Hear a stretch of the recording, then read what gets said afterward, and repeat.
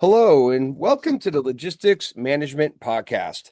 My name's Jeff Berman. I'm Group News Editor for Logistics Management Magazine and also the Peerless Media Supply Chain Group. Today, it's a real pleasure to welcome Mike Regan back to our podcast. For those of you that don't know Mike, he is the co-founder and chief relationship officer at TranzAct Technologies out in Chicago.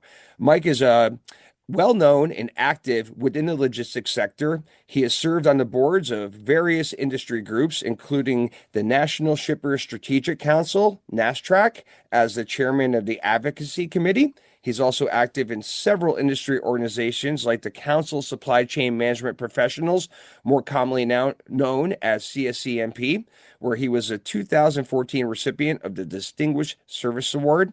Mike has also served as chairman of the YPO Manufacturing Excellence Network. He's been a featured contributor to LM and has published several blogs and industry periodicals and has also been quoted in the Wall Street Journal and many other well-known publications. Mike, welcome back. Hey, Jeff, it's always a pleasure to get together with you and discuss what's happening in this wacky world known as the freight industry. Yeah, no kidding. Well put. Well put. So, Mike, it's a great time to have you on the podcast as we're obviously very early into 2026. So, why don't we take a look at how you're viewing the current state of the freight economy, Mike? I know we just recently got a new inflation reading, which was, I think it came in around 2.7%. So, I guess that was within expectations. Obviously, not at the goal of 2.0%, but not entirely terrible either. But obviously, there's a lot of other things going on when we look at retail sales, housing, manufacturing, and all these things obviously impact freight movements. So, with that as a sort of a backdrop, how are you viewing things? Well, Jeff, I'm an optimist by nature, but when you take a look at the freight economy, one of the realities that we're dealing with is that the great freight recession continues to go on. When it started is up for debate. Some people say 2023. We say it actually goes back into maybe the third or fourth quarters of 2022. Now, slice it and dice it any way you want, and you're well past 40 months of the freight recession. And going forward into 2026 at the Knit League, I was at the Knit League Summit there, and one of the other groups that I've been proudly involved with, and on the board for several years is the National Industrial Transportation League, which is the voice of the shippers. Bob Costello from the American Trucking Association highlighted the fact that 2026 will probably be another year of rough sledding for the carriers, and that to the extent that there's any relief on the rate front where the carriers can raise rates, it will happen because of a contraction in supply, not an increase in demand. So that when you take a look at the year-over-year numbers, it would suggest that the demand factors are still, at best, moderate, more realistically continuing to be weak. And, we're hopeful that with like the one big beautiful bill and the bonus depreciation initiatives that the tax bill has in there, that it will spur demand. But, if you take a look at the Class 8 trucking orders, and I serve on the board of a great transportation company, Universal Logistics. You take a look at the numbers there at, capital investment by trucking companies. It's not there. And last week, I saw a very sobering article. Well, a company that most of you have probably never heard of, Davis Trucking. Jim Davis in Florida shut down his company. It was in the refrigerated space, which is arguably one of the safest spaces in transportation, right? Mm-hmm. And reading about why he shut down his business, he didn't go bankrupt, but he commented on the fact that he hadn't been profitable since 2023, that 2025 was nothing to write home about, and that 2026 didn't look any better. But he then said something. He said, look, we're dealing with rising costs for equipment, drivers, insurance. He said, but the issue with respect to litigation, he said, it's as if I felt I was playing Russian roulette with every truck I sent out. And he said, I'm just not going to subject my family to that constant pressure. And that Russian roulette exists because of the ongoing litigation and judgments against trucking companies for accidents, which to a certain extent, the ATA has done studies, 77-80% of the accidents involving the truck had nothing to do with creating or causing the accident. So you take a look at that, Jim Davis. And so one of the things we're all keeping an eye out on for 2026 is, will we see a contraction in supply because of truckers closing their doors? Carroll out of Georgia shut their doors, other truckers. And then you have the issue with the drivers, the English Language Proficiency Act and the issuance of CDLs to non-resident aliens. You could see driver supply contract by a couple of 100,000. So you add it all up and you're looking at weak markets for likely weak market in 2026 for the trucking industry. Yeah, I mean, it's hard to dispute any of those factors, to be sure. In some ways, it feels like the only thing changed from 25 and 26 is the actual number of the year itself. So I mean, it's just it's early. It's early though, right? So, Yeah. Mike, I know that we like to talk about pricing a lot, and it's interesting when we look at what is happening in pricing, when we look at drivers, when we look at how things compare to a year ago, and there's a whole host of factors influencing pricing, especially on the LTL side. Yeah. And we had traded emails right after New Year's, Mike, and you'd indicated that you're seeing some things within the LTL market in terms of pricing that you simply haven't seen before. So let's peel the onion on that a little bit. I love to hear about those things, and if you don't mind, maybe putting it into clear perspective for shippers, so they have a better idea of how to navigate the LTL waters in 2026. Yeah, Jeff, I appreciate the opportunity to expound on that. And as usual, you and John Schultz and the team there, logistics management, have done a great job covering the market. But there's challenges and opportunities in the LTL market.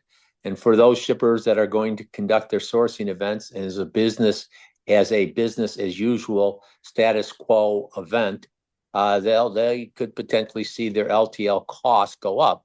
But for those shippers that we work with, and we've got a proprietary methodology and some great technology, there are in fact ways to reduce your LTL cost in a way that's good for you and good for your carriers. And the reason why I say that is because we are seeing some anomalies. I've been in the business, Jeff, as I hate to say this, Lord may it never be, but as one of the senior statesmen, we started TranzAct almost 42 years ago, Right. this February, and we're seeing some anomalies in the pricing side that we've never seen. And we've done LTL pricing for companies like Walmart, Revlon, other big companies, Johnson and Johnson, et cetera, over the years, billions and billions of dollars of sourcing events.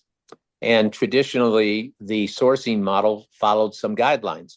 You take a look at where your freight's running, you take a look at the carriers you've done business with, some others that you might want to do business with, and you send out a bid, and then you try and leverage your corporate purchasing power by routing as much freight to as few carriers as possible. Well, that model is broken, and it's broken for several different reasons. And if you take a look at how the model's broken and respond with an updated sourcing strategy, you can in fact lower your cost.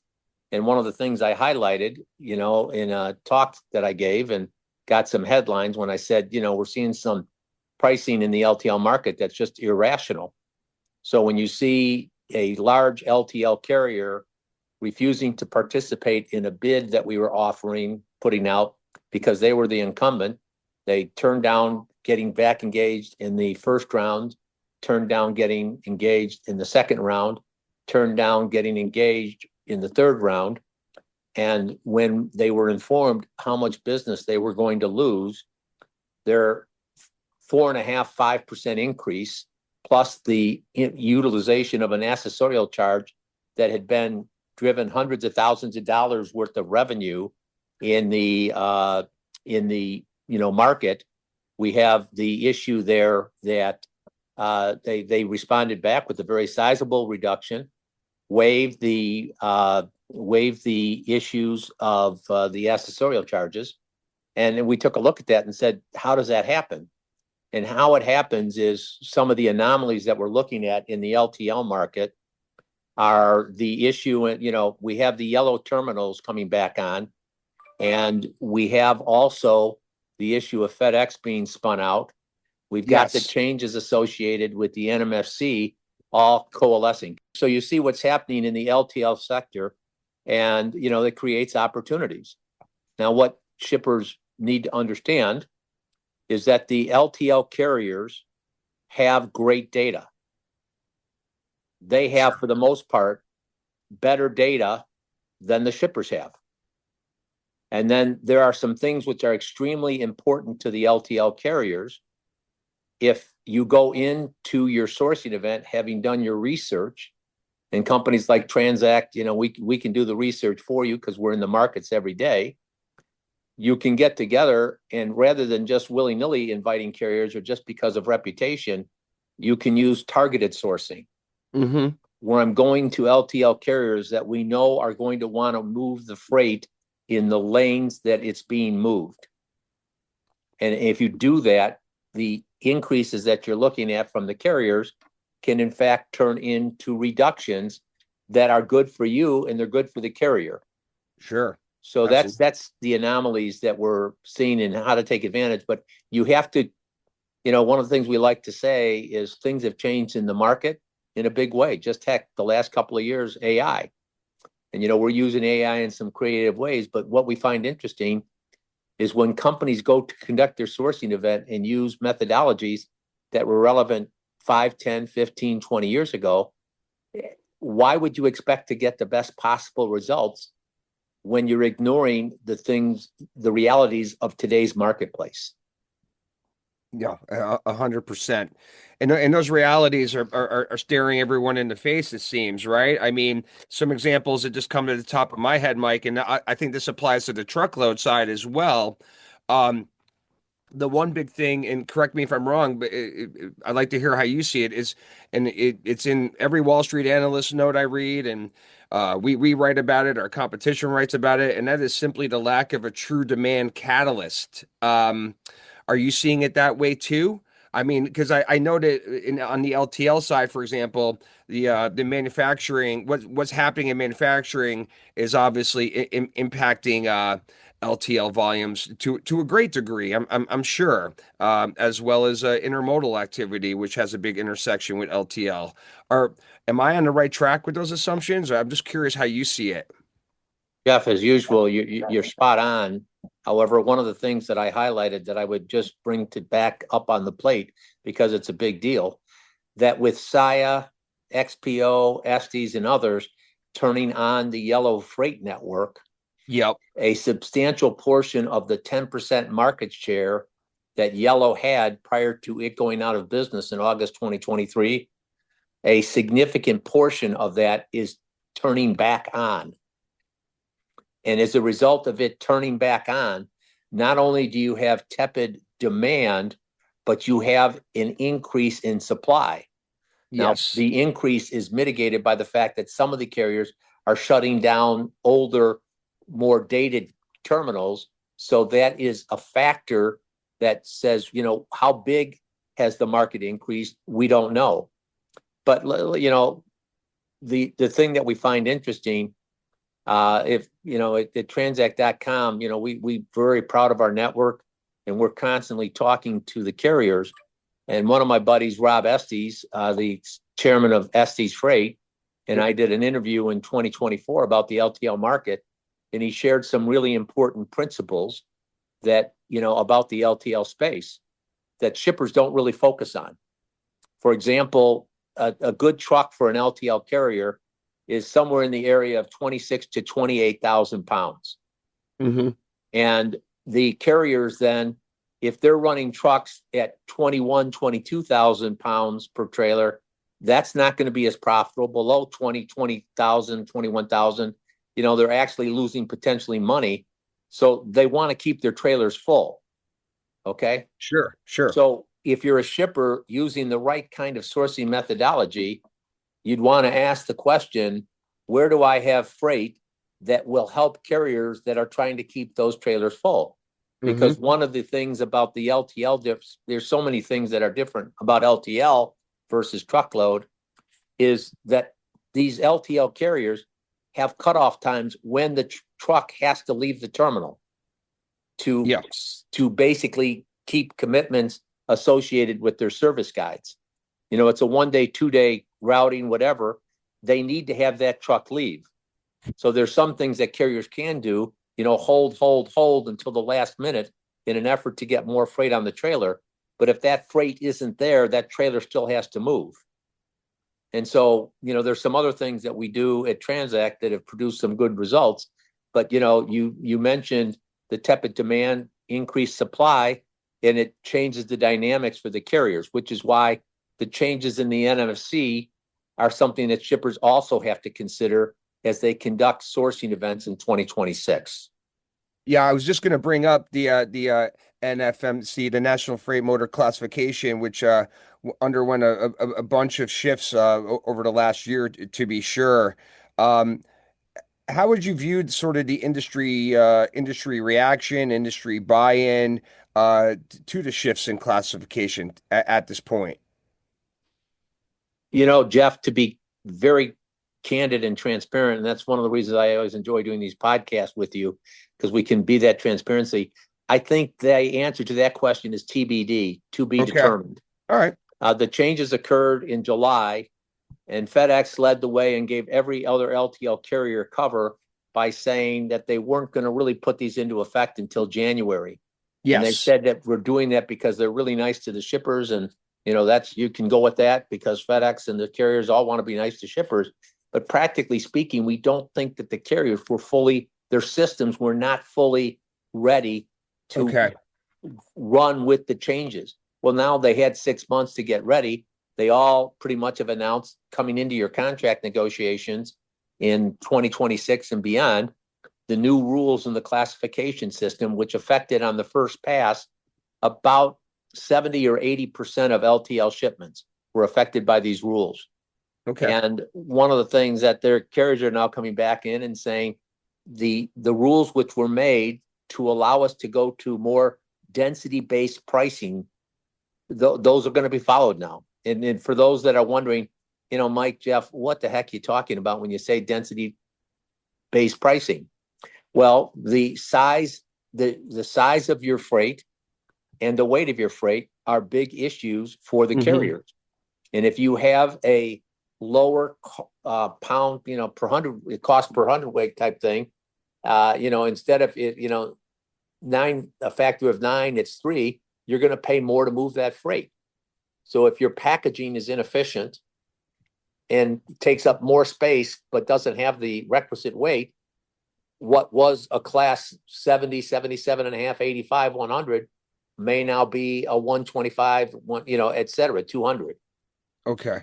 So Yeah. that's a new thing that, you know, perhaps at another podcast we could do it. At TranzAct, we did a great webcast with Knit League and CSCMP several months ago, where we had the vice president of pricing from Estes and some other folks associated with very experts on the NMFC to help guide shippers through what that potentially could mean for them.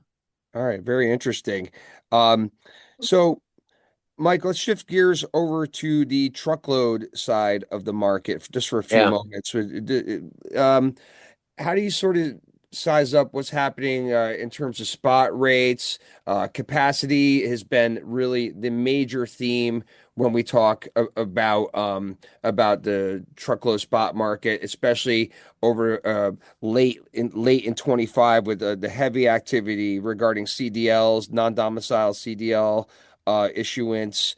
Um, a lot of impacts there that will be interesting to see uh, the collective or cumulative impact on capacity as we move further into 26.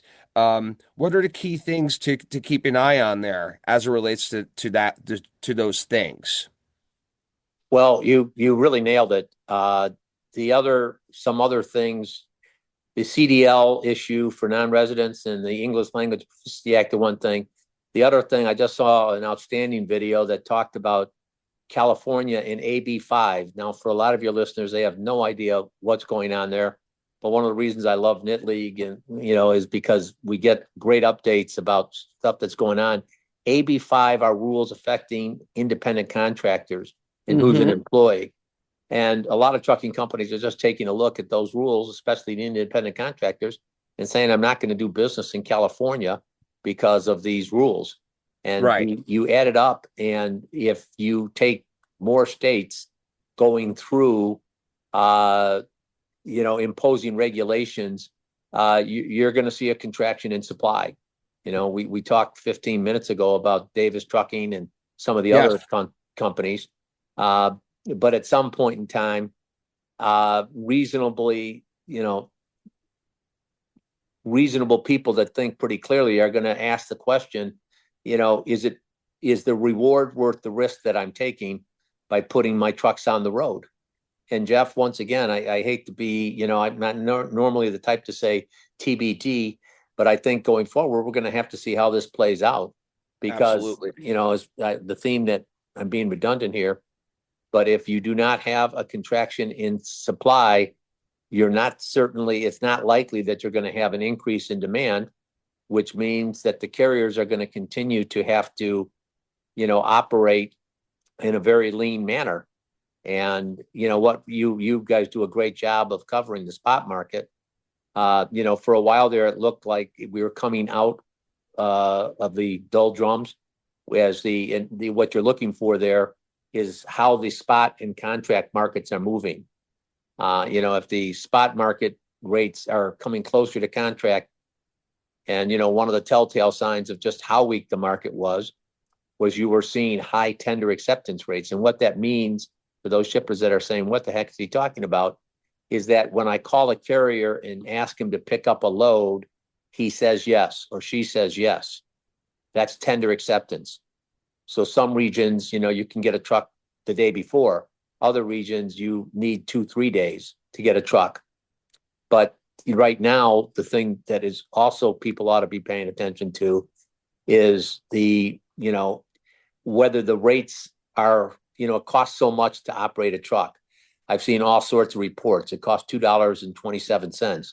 Or for an LTL carrier, the cost of running a truck, fully loaded is $140 per hour type thing. So one of the variables that we're tracking very closely is whether the rates that the carriers are being able to charge can cover their fully loaded cost of operating. Okay.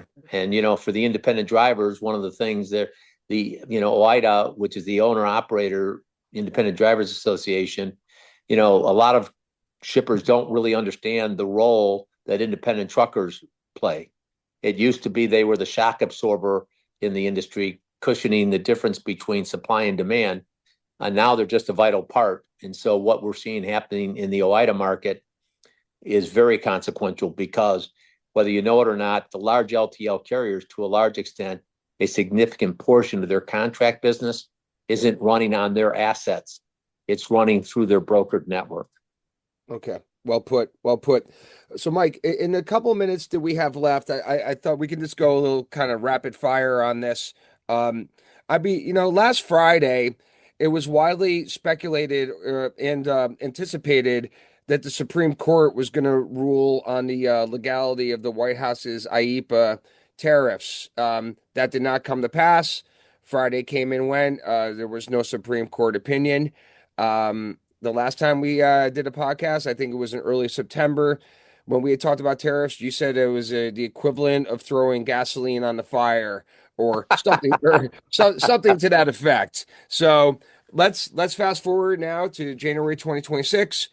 We're past what was supposed to happen, what many people thought was going to happen last Friday, did not. How do you sort of view the current state of the impact of tariffs on freight transportation? Well, there's 3 issues, Jeff. Let me do rapid fire respond. Yeah. First of all, if you look at poly markets and what the betting is looking at, and the gentleman who pursued the Supreme Court case, I know because he's here in Chicago, he's a YPOer that runs a company in the northern suburbs. Most people would say that the betting odds that the Supreme Court will rule the IEPA tariffs not constitutional, we're probably in the 75-80% market. Okay. Right. Okay. Now, having said that, second point, if the IEEPA tariffs are ruled to be, illegal, Trump administration has other things under the Fair Trade Act that they can invoke, the Section 232, Section 301 tariff. 301, yeah. They'll be scrambling. But the third issue that's really up in the air is what will happen if it's overturned and the U.S. government has to basically refund $200 billion plus in tariffs. Now, having said all that, those three things, likely to be overturned, other tariff provisions that they can do, and the refund issue, I think most companies have adapted to the reality that one form or another, you're going to be dealing with some type of tariffs for much of what you do. And, part of the challenge that people are, we have a whole, we have a tariff team that's first class and does a great job, but what happens with related products? You make a product that ostensibly is not copper, but it has a copper housing. It has a copper component to it. Okay. Mm-hmm. How do you allocate that? And so there is some confusion. The other thing that we're taking a look at, I think companies are paying more attention to the Incoterm issue, the country of origin. And then the third thing overall, I think what tariffs have done is, basically as companies look at things strategically and say, how do I de-risk my supply chain? Leaving China is got to be one of the options that you're going to look at, simply because after you get done with the tariffs, there's the whole issue of relationships between the United States and China. So rapid fire, the tariffs, some type of tariffs are going to be there. Most companies are adapting to it. But at the end of the day, you're going to continue to see variability. And what I was saying, the actual thing I said is what happened in April was the Trump administration walked by the global supply chain closet, threw a couple grenades in there and said, why don't we come back in a month or two and see what it looks like? And so, that has created uncertainty.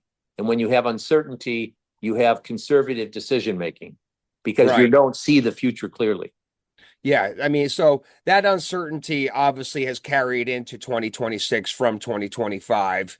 I guess we'll see what level it trends up or down between now and the end of the year. That's also a TBD, I'm assuming, right? We've got 3 of them so far, Jeff. All right, and just last question, Mike. When we look back at 2025 peak season from the trucking perspective, peak season has meant different things. It's really going back to the onset of the pandemic, by mode even too. How do you think the 2025 trucking peak ended up playing out? Very, very weak. Yeah. Very weak. Subdued, if not muted. Would that be Well, yeah. And I think that's a great way. And if you need validation for that, Jeff, take a look at how the rates in the Trans-Pacific lanes collapsed. Yeah. Literally collapsed in the third and fourth quarter. And that's after the ocean carriers are doing everything they can to contract capacity, slow steaming, basically the ghosting, the blank sailing issue. Yeah, no, you took the word. Yeah, you took the words right out of my mouth because they have their own unique set of capacity challenges as well. Well, and the good news for shippers is, Jeff, and this is why what you're doing in logistics management and the whole publication things that you guys have is keeping shippers informed. Now, the issue is whether you do something with what you're being informed about. But I will tell you right now, for shippers that are out there, the word of caution that we use is that it's okay to have an average or mediocre supply chain if all your competitors have an average or mediocre supply chain. But if you have some shippers that are taking a look at this and using companies like TranzAct and others to say, how do we lower our costs, become more competitive, you could potentially have a problem if you adhere to that status quo. So my advice for all shippers out there is to continue to read logistics management, our friends over at JOC, Journal of Commerce, and of course, listen to the Jeff Berman podcast, a great source of information. Yeah, appreciate the plug. And that brings us to the end of our allotted time for today's podcast, Mike. So, on behalf of Logistics Management Magazine and the Peerless Media Supply Chain Group, I just want to say thanks for joining us again. I think this is at least Jeff, the fourth or fifth time on the pod, so we love having you. So we'll thanks keep so much. we'll keep it going. And Jeff, before we leave, Yes, sir. go Bears. Yeah, you know it. Go Bears. Go Bears is right. I'll get on the bandwagon Okay. as a sorry Giants fan. But before we go, for those listening in, if you want to connect with Mike on LinkedIn, it's very easy to do so. It's linkedin.com/Mike hyphen Regan, Regan, another hyphen 407 340 /. And if you want to learn more about TranzAct technologies, simply go to their website, transact.com, TranzAct.com. And also, for those of you on Twitter, please go ahead and give us a follow, simply at LogisticsMGMT. And also, please go ahead and subscribe to our podcast if you're not already. It's really easy. Wherever you get your podcast, just punch in the Logistics Management Podcast and it will come right up. Thanks, everybody. Have a great day, and we'll catch up with you soon.